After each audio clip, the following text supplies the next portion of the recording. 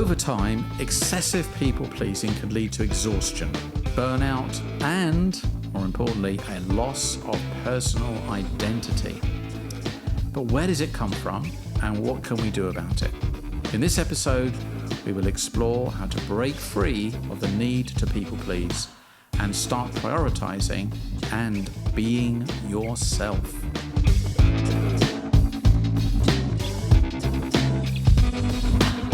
Welcome to this week's episode, and the subject of this week is people pleasing.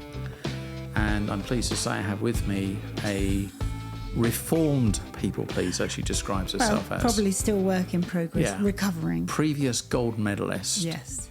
At people pleasing. Yes. I've known several years over. Yes. Several people pleasing Olympics. I can vouch for that because I've worked with Lisa I've known her for a very long time, over 20 years, 25 years. And we worked together for a long time. I can see evidence of that. But I can see the changes that you've made around that. Yeah. And for the better, the better. So we're slightly different this week, and I'm going to be asking more of the questions and get Lisa to talk about this since she's had personal experience of this.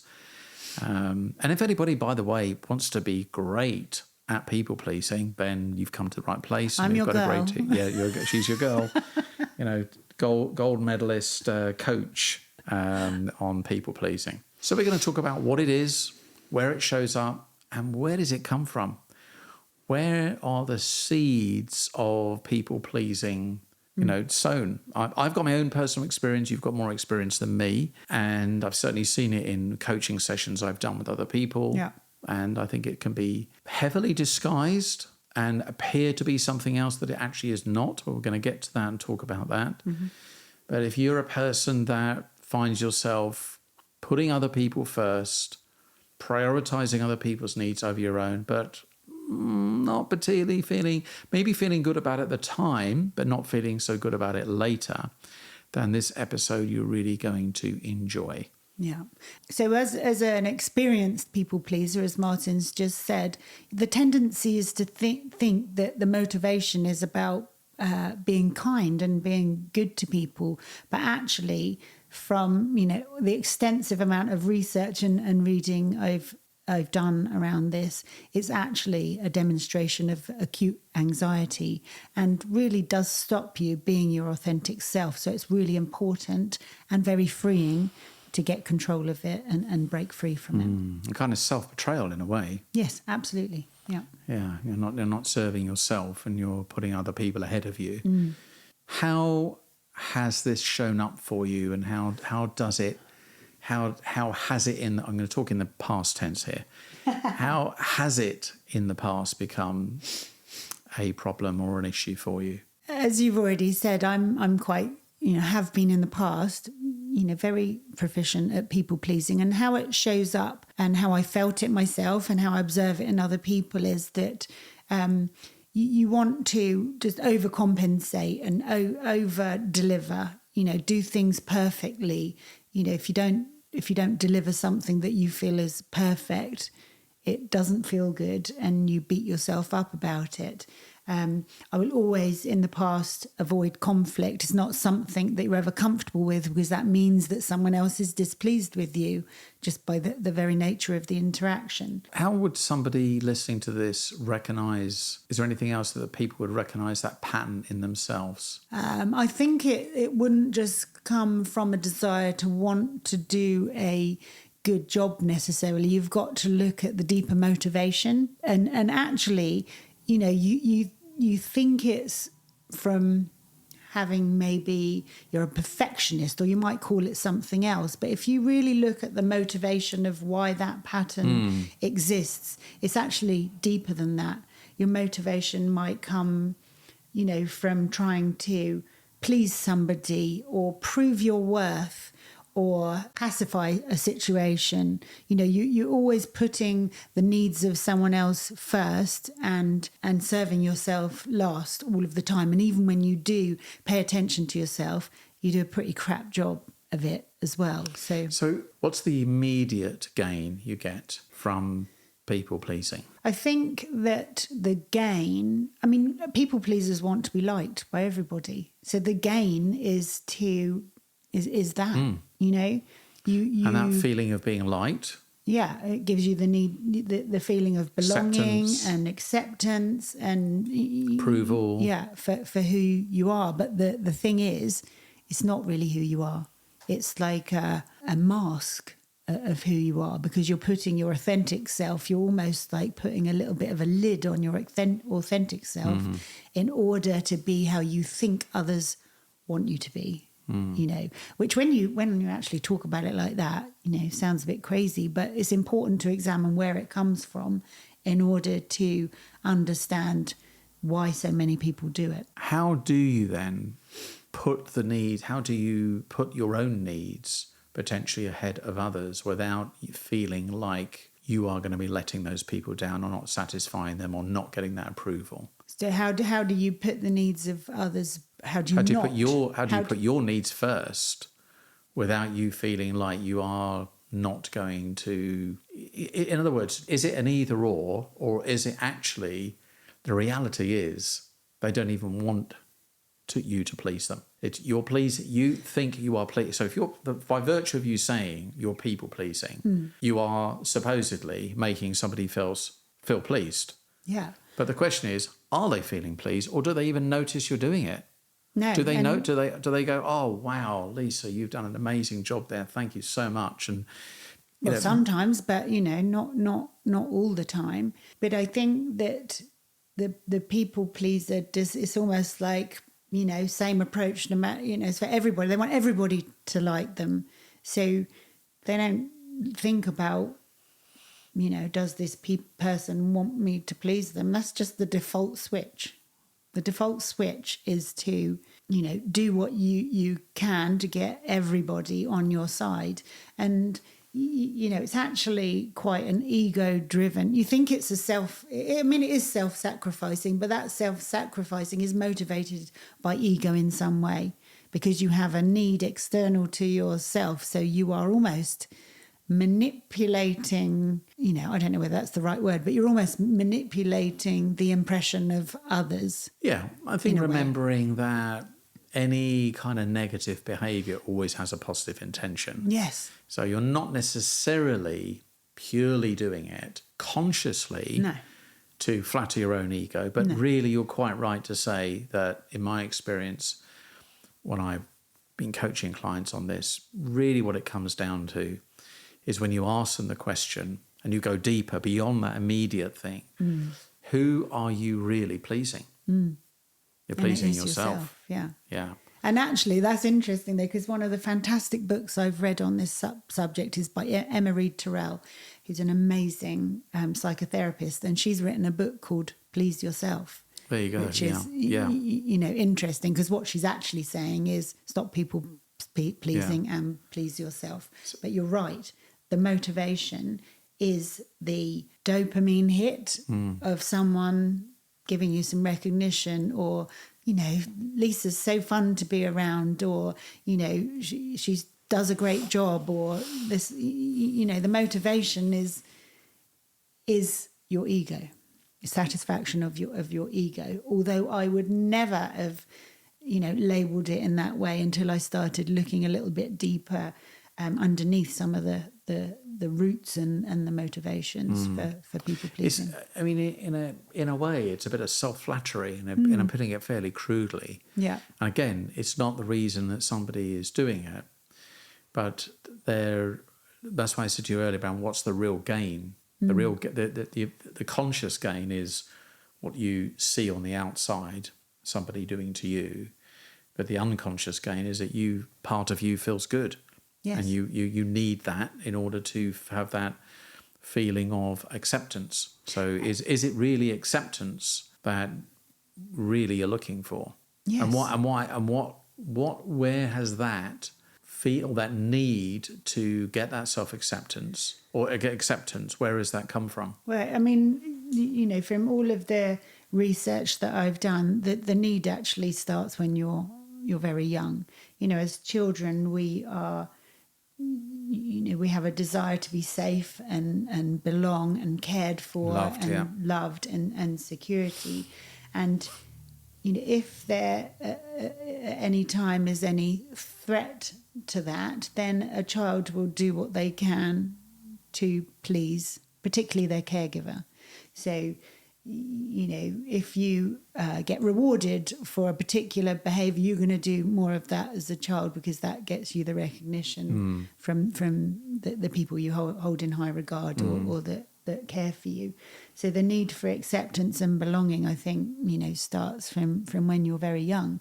The challenge is that someone that wishes to please a parent or a caregiver becomes a people pleaser in adult life, because they have developed a pattern for doing things that others give them recognition for, or that pacifies somebody, or that gives them the safety and the acceptance that they're looking for. They recognise by doing those behaviours that create that response in others, gets them the result they want. Absolutely. So, and we all, as children, we all look for ways to how we learn ways in order to receive love. That's what we're looking for. We learn it. We don't realise we're doing it, but as a child, we just do certain things and go, that feels good. Yeah. That feels good. So you've learned over a period of time to receive love by doing things in a certain way. Yeah. And again, as we've talked about in previous episodes, that becomes a habit, yes, activated by your environment. And all you've done is you've taken that child strategy and you're applying it at work. You're applying it with your partner. You're applying it with your friends. Yeah. And it goes on. And of course, to a certain point, it works for you. Absolutely. And you carry on receiving it. But so it's really, is it about saying, well, what other ways can I get that same feeling of receiving love, friendship, acceptance, rather than through pleasing? And actually, the place to start is with yourself. The challenge is to get all of those things that you crave from others from yourself. It starts with you, and that's massively freeing, because you don't have to.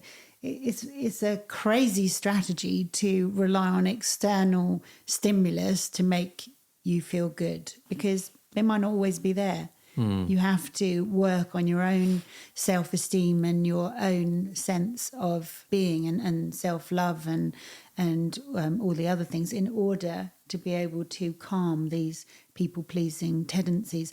And Mel Robbins, in a recent Instagram post, she was sharing, some of the people-pleasing behaviours that people might observe. And at the end of the day, the thing that you need to get hold of is the fact that not everyone is going to like you, and not everyone's going to think what you're doing is fantastic, and that's fine. You can't please all the people all the time, but you can learn to please yourself. I think this is so fundamental, and we cover this in our belief power, don't we? The most important, the idea of self-love, self-acceptance, liking yourself, and not being overly concerned about not in a dismissive way, but the good opinions of other people. Yeah.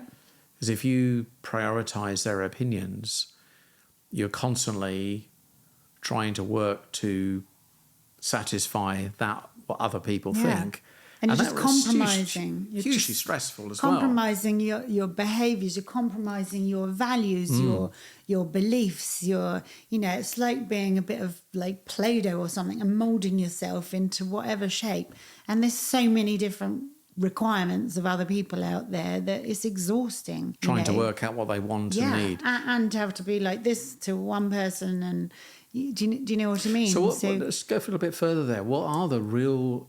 I mean, you say you're a self-reformed or in the making people pleaser.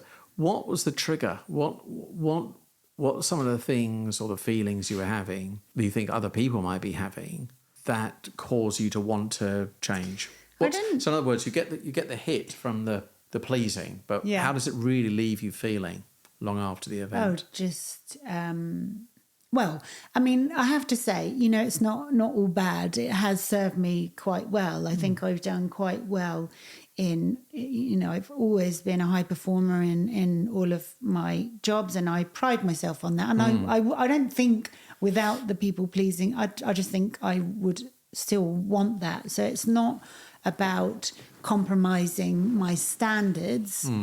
But if you're putting someone else's needs ahead of yourself, you can feel actually quite deflated. And some, you know, even to the extent you actually start wondering. I used to, you know, particularly in my teens and 20s, think, I used to say to myself, what actually is my opinion on this? Because I would always defer to other people's opinion for, you know, to not want to be controversial or provoke or contradict somebody. Yeah, or contradict somebody. So I would, you know, very like agreeable, you know. I mean, my husband Matt will be listening to this thinking, that's not you. Well, the difference is he loves you, you feel loved by him. Unconditionally, you feel safe. yes. So and there you are feel no safe, conditions, yeah. Right? So he gets it both barrels. Other people, however, it's different. Sorry, Matt. Yeah. So that is a big telling sign, isn't it? Yes. Right? You know, you feel safe with him, so you can be yourself. And that's what you were saying at the beginning of this podcast, is that, you know, we don't end up being ourselves because we're trying to put other people first. Yeah. Okay, so I've got one example that I can identify with this. I mean, certainly was very young. Don't tell me you've been a people pleaser. I have had my own taste of this. Have you dabbled in people pleasing? I have dabbled a little bit in it. Yeah, I have. Yes. It's you know, I'm not going to pull any punches here. I didn't have the best childhood, particularly with my mother. It was very hard to get love from her. She wasn't a particularly affectionate person, and I was a person that liked affection. And I would do all sorts of things. I go all sorts of stuff, you know, to make sure that I got her approval. And I was literally craving for some sort of positive reinforcement that I was okay. Yeah. And so my brother, there's four of us at the time in that family. We're about a year and a half apart. And my brother and sister either side of me just quite simply didn't give a shit. All right, they really didn't. They're just completely different to me. I was very different. They would wind her up all the time. They didn't seem to care about it. I did. And anyway, I was doing this exercise many, many years on. I was on some, you know, quite deep personal development program. And part of the exercise was we were walking, I vaguely remember walking like a maze, and you had to slowly walk this maze, and the idea is to find your centre. Okay. Right. You're finding your centre, you're finding your child centre. So on the outside, you've got your adult and your persona and what you want people to see, as you were saying, the mask, etc. And the idea is to get back to your core, back to your centre. And it was closed eye, sort of guided kind of walking meditation type thing. And then when we got to the centre, he asked us to, you know, visualise a picture. And this very strong, vivid picture came up for me. And I could actually see my mother in the kitchen. We were sat round the table, the four of us, and she was cooking up some eggs in the pan. And I always knew that if there was a broken egg, she would just give it to me. She would always give it to me. And I'd look at it and go, and my brother and sister there cutting the lovely, beautiful oak, running all over their toast or whatever. And I was thinking, I'd love to have that. And part of me would sink and feel, you know, but I wouldn't say anything about it. Yeah. And I realised that was a sort of a good symbol, a very striking symbol for me, that I learned to please my mother through not complaining. So going back to what we were saying earlier, your motivation was to pacify the situation. Yeah. You know, it was you know, because if I didn't complain, she would like me more. Yeah. But interestingly enough, the psychology, we know why this happens, but she put more effort in trying to win the approval, or not the approval, but the love of my brother and my sister, who didn't give a shit, and didn't bother with me. Yeah. So you get the reverse. It reverse engineered itself. Yeah. So I carried on. It's the old treat them mean, keep them keen. Yeah, I mean, it's classic, isn't it? It's just crazy. But I guess the realization here, like both of us are discussing, is that you get to a point where you go, okay, that's a behaviour trait I've learned. Is it serving me any longer? Yes, exactly. And I found in my earlier years, my early business years, I found myself putting my hand up for all the difficult tasks. Yeah. That's what we do at home. You know, Mum would say, who's going to do the yard or who's going to do this? And everyone would look down and I'd put my hand up. Oh, well done, Martin. Well done. That's good boy, good boy, good boy. And at work, same thing would happen. Yeah. You know, manager would say, who's going to do this task? Looking around the table, boom, my hand goes up. All right. And then everyone else is thinking, thank God for that. What an idiot, you know.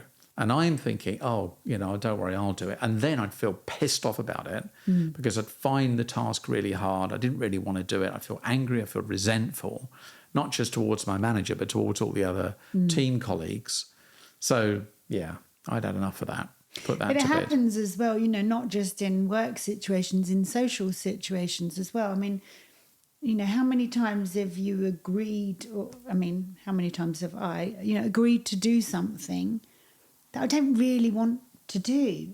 You know, I've got a fantastic group of friends, you included, and then there's other people that are maybe further on the outside, and I would just say yes to everything. And before you know it, the diary is so full of things that you didn't even want to do in the first place because you cannot say no. So that's another thing, you know, you have to be okay with saying no, and that's something that you have to practice. But I think what happens in that moment? You say no. You think they're not going to like you. Yeah. So you think, and the reality is, they're probably thinking, thank God she's not coming. So I think she was going to say no. Every time she says yes, it really irritates me. I was only being polite. Every time, don't ask her, she's going to say yes. Exactly. No, I mean, I've talked to one of my good friends, Karen, about this, you know, and she's the same, you know. You end up so busy and your diary is full of stuff and you haven't got time to see the people you actually want to see, you know. Exactly. So it's quite interesting. So what can people do to minimise this behaviour, if not remove it? I think it all starts with awareness. We say this on every single podcast. You know, you have to shine the light on, you know, when you are doing things, then you get that, you know, that slight sort of realisation that your motivation is not how it might seem. You have to really examine, you know, where the motivation is coming from. Am I trying to please someone? Am I doing this because I'm trying to pacify someone? You know, am I doing this to protect myself or someone else? What is the motivation? So I think that's absolutely where it starts. And I think the second thing is to identify the triggers. So what are the situations where your people pleasing comes out? You know, it could be in social situations, could be in work situations, could be, you know, everything, but just identifying the times where you might make decisions to do something where your motivation isn't, you know, authentic. It's coming from an external source. And I think the third thing, so, you know, be aware, notice the triggers. And I think the third thing is just, you know, be willing to be vulnerable. You know, and we talk about this a lot. It is so powerful in order to build a relationship with someone. If people think that you're, not that I think people think I'm perfect. They might. No, they don't. But if people think that you're trying to create the impression of perfection all of the time, then it's really difficult to build a relationship with somebody. You have to reveal some of your insecurities and your vulnerabilities, and so it's really important to be willing to show some of those and be honest about those sorts of things. That I can think of people that demonstrate that behaviour, and it feels to me there's a slight lack of inauthenticity about it. It's often said, certainly in the workplace, the fastest way to build trust, paradoxically, is actually to show vulnerability. Because when you show vulnerability, people, don't tend to sort of, take advantage of you. They actually come to your rescue. They see you demonstrating something you're concerned about, and we're human beings, and we tend to want to not rescue, but at least support them in that. And that is, I think, is a critical pathway. Versus the flip side of that, if everybody is pretending everything is fine, are you okay with that? Yeah, I'm fine with that. Are you sure you're? Yeah, I'm okay with that. But actually, you're not. And you go out and start swearing by the coffee machine. Exactly. So I do think. I also think that being vulnerable allows other people to be vulnerable too, and that I know is really powerful for relationships. Because people might sort of think, well, I can't say that because it might appear, it might reflect on me negatively, and I think that leaders who can show their vulnerabilities, are some of the strongest leaders that we work with.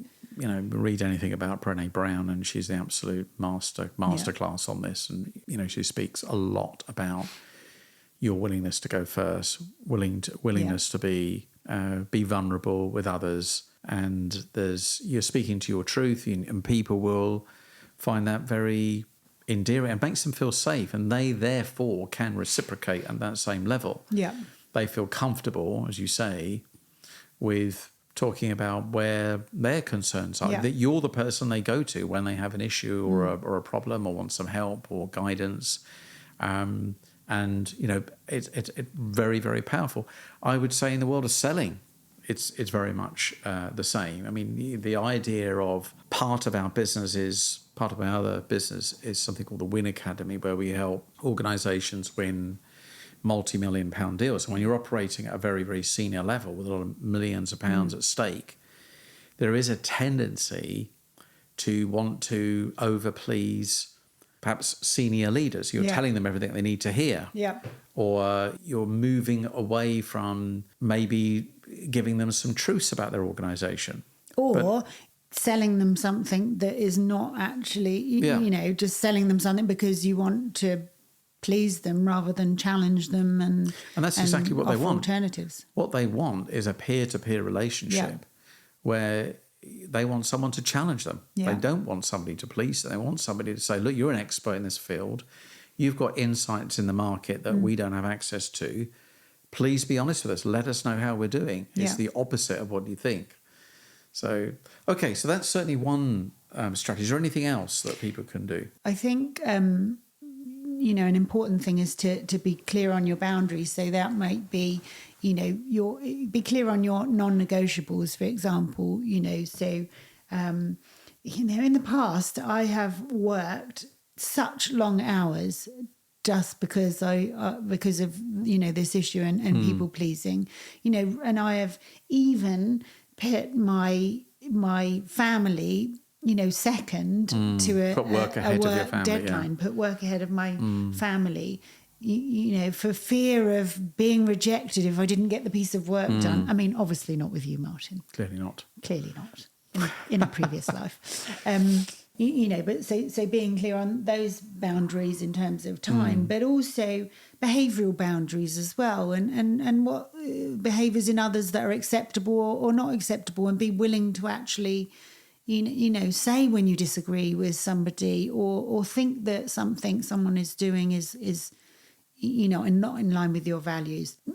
So just being clear on some of those things. I think another thing that I've tried to do is just prioritise myself a bit more. So something I know that I've spoken to you about is, it's very easy for me to get up. I work from home most of the time. It's very easy for me to get up, get ready, get the girls ready, and then go and start work. Because there is always something that needs to be done. But what I've really been disciplined in doing, probably for about the last 2 years, is actually prioritising myself before that. It does involve sort of getting up and out. Not starting till about 11. Yeah, I'll work from 11 till 1. Is that all right? No, I know. I think it's brilliant. I think it's brilliant that you do that. Yeah, no, getting up and going out with the dogs, listening to podcasts, all of which really help set me up for the day anyway. Absolutely. So whilst prioritising myself, I'm actually, having a positive impact on the rest of my day. So practicing a little bit more self-care and putting yourself first. And if you put those boundaries in place beforehand, in other words, I think you're kind of referring to the idea of having rules here. Yeah. Rules for yourself. Yeah, your non-negotiables. What are those boundaries? So, I think a lot of pain comes for people when they have rules for how they feel good around others and the things they feel they need to do in order that they're going to get that acceptance. I can only be accepted when I always deliver on time, or I deliver ahead of time, when it's perfect, when it's better than perfect, when I'm the best, and the list goes on. So they've got a list of things, a list of rules, like in kind of unconscious rules in a way, that they're living their life with, that they use in order to get that feeling of being accepted. But they're almost impossible. And they induce so much anxiety. Indeed, absolutely. It's... Yeah. And if the recipient knew actually that's what you were doing, they would feel awful about it. They wouldn't feel good about it. So you're not really, if they really knew the truth, they'd be shocked and horrified that you went to such lengths and made these sacrifices. I mean, the anxiety that I used to feel when I thought about making a mistake is something that is at the core of our program, is that progress comes from making mistakes and learning, and it's the core of what we do. But the anxiety that I used to induce in myself at the prospect of making a mistake or have made a mistake, it would live with me for days, afterwards. And having that's something, to challenge is, challenging those negative rules that you set for yourself. And if you're not in control of them, get rid of it. It is so freeing when you decide to be your authentic self. And it links to something else as well. When you decide, because I think sometimes people pleasers, they sort of, the balance of a relationship comes a little bit more parent-child, because you're putting yourself almost beneath the needs of everybody else. When you decide to have adult to adult conversations, you just reveal a whole another side of yourself, and you are much more authentic in the conversations that you have, in the actions you take, and what you do on a day-to-day basis. Yes, this totally resonates, this parent-child relationship that we have, and we very quickly fall into the child don't behavior. We don't. No, we don't have, no. But what a game changer it is when somebody has an adult-to-adult conversation. And I think if you're hearing somebody going into child, bring them back into adult, and that's a really powerful thing for them to do. You have to ask a certain question gently to bring them back into that place of being an adult, because you don't want them. You don't. I personally, I can recognise this behaviour in others, and I don't want them doing that. No. And I want them. You don't get the best from people. No, I'm not going to tell them doing it, but I'm going to try and ask them a question to take them out of it. What would suit you best? What would suit you best here? Yeah. What could you do that? What is your? Let's not concern about what I think at this moment. Let's put, if you were doing this, and what would suit you feel good about doing it. It doesn't, bother me when you get this done or how you do it, as long as it gets done at some point, within a reasonable time frame. And I think that, that is great advice, and if you recognize, even in sort of social situations, encouraging individuals and others to reveal their needs is a really powerful thing to do, and it gives them permission, to do that. But I think, there'll be loads of people listening to this and loads of people out there, they don't even realise this is what's going on. So really just stopping and thinking about the motivation behind some of your actions and taking some of those other steps is... I remember coaching, it was this senior leader, and he'd been passed over for promotion a couple of times. And he was very evident to me, observing him in a leadership meeting. He was too passive. Yeah. And we're talking about a very, very senior role. And the senior people around him were concerned that he didn't exert himself enough. And you always felt that you wanted a bit more from him. He'd go so far, and then it would leave you sort of going, well, come on then. Where's the leadership here? Give me some direction. You can see someone's acting like a numpty over there, or they're not being particularly helpful or resourceful. Come on, you're the leader, step in. Call it out. So I was having this conversation with him one time, and I asked him about his relationship with his parents. And, he described his father as being quite passive, quite neutral, amiable, right? Not surprising. And then we came to his mother, and maybe Rottweiler's probably too strong a term to use, but she was a very, very strong woman and very correcting all the time. Yeah. And I started saying to him, well, what did you... So I think he might have been an only son, or one of two, only two siblings, I think. And he suddenly had this absolute realisation that his reticence to want to bring an affirming style of leadership. I mean, the most wonderful, gentle, compassionate, really, I mean, his from an empathy point of view, off the charts. Yeah. I mean, really was very, very good, as you are, right? Very, very good. But it was falling short of being that strong leader. And he had this realisation that, geez, that's what I'm doing. I am still playing the role of being the sort of lost son here, or trying to meek and mild son, strong parent, pacifying. And by the way, not blaming a mother who was a very strong, successful businesswoman. But it is easy to understand. Yeah, isn't she'd it, learned to operate that way and get results. Yeah. So she was carrying on doing her thing, and he was the son learning to... Oh, this is the way I please my mother. Parent pleaser to people pleaser. And it links heavily to the, imposter syndrome, which we'll talk about in another episode. Again, another one. Yeah. I've got quite a lot of experience in. And actually, that's going to be a very powerful one for sure. I'm looking forward to that. So the net result was he had this realised, and he really was quite... I had him do this whole closed eye technique. I got him thinking about it. I got him going into experiences, talking to me about it. And he said that I'd never really appreciated, but I'm still producing the same behaviour in the workplace. Yeah. And then we talked about, is he serving people and not serving people?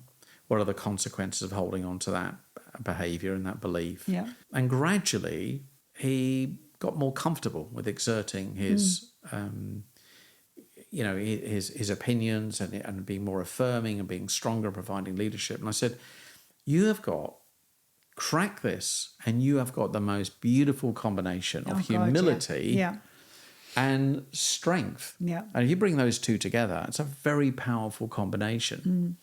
I'm delighted, to say that he got that promotion, very, very senior, actually in the public sector, got a very senior promotion in the public sector. So, like you say, crack the code. A powerful, combination. And, by leaning into he's challenging his some of the beliefs he might have about the consequences of speaking up or challenging someone, and by leaning into that and doing that more, he realized that actually the consequences of that were only positive, and look where he is now. Exactly. Okay, so let's just wrap this up. What other sort of finalizing comments might you have for people to help them on their way? I think that I would highly recommend reading Emma Reed Terrell's book Please Yourself. It's so practical. Also, listen to Best Friend Therapy, which is one of her podcasts with Elizabeth Day, and they've got an episode on people pleasing, and it really got me thinking and building on some of the research I've done. I think just be honest, at least be honest with yourself. And, I've pulled together some of the things that we've been talking about into a tool, because it's useful to have that as a reminder.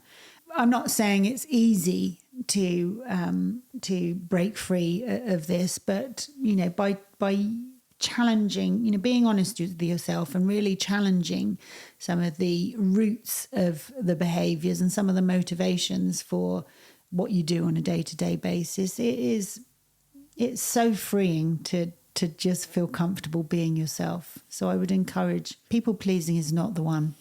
It's not the one. Please yourself. Please yourself. And I would just finish off also by reminding ourselves that these are strategies we've learned to survive and to win. They aren't necessarily strategies that are making you feel the best, but it's useful to acknowledge, as you said earlier, they haven't done you, they served you. Yes. They have served you. And it's really important to recognise that all these behaviours we've been talking about do serve us. Mm-hmm. It's just that this podcast is always about finding better ways to get the same. You want the same outcome. You want to do it in a better way. We're all about happily achieving. Yeah.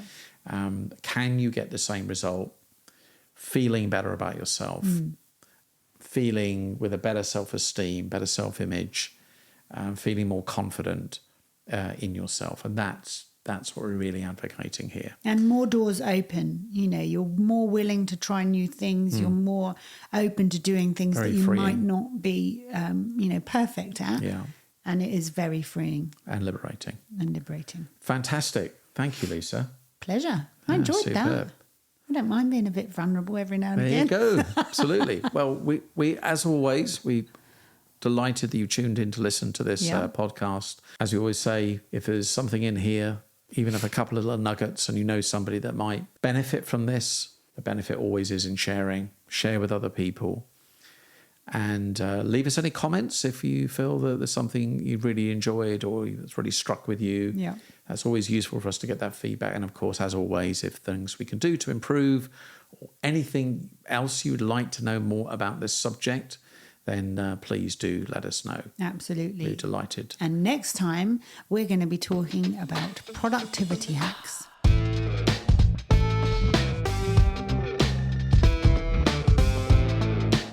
We are very indeed. Different topic. Yes, very different subject, a little bit more performance orientated, and it's something that, by my own admission, that I have to work hard at doing. I put myself in the gold medalist position for being your turn to be vulnerable. Getting distracted or being a distractor. This is my Achilles heel, and I know I have to work hard at making sure that my productivity is where it to be. Very different if I'm in front of a room and I'm doing a facilitation session. I'm absolutely, there's nothing deters me at all. I get home, I'm at home and I'm working. Not so hot. Although, again, like you, reformed, much improved. Yeah. So coming from a place of not being the best in the world at this, but certainly hugely improved. I can vouch for that. Thank you. Captain Chaos. Captain Chaos, indeed. Exactly. That's my nickname there, you see. So, we'll certainly be sharing some useful strategies. So if productivity is something you want to increase, and let's face it, We're all faced with doing more and more in less time. And if you can give yourself the gift of an hour and a half, 2 hours back every day through increased productivity, that is a big, big win. Absolutely. And I certainly have managed to do that for myself. So tune in next time. Thank you for listening. And until then, Goodbye. take care.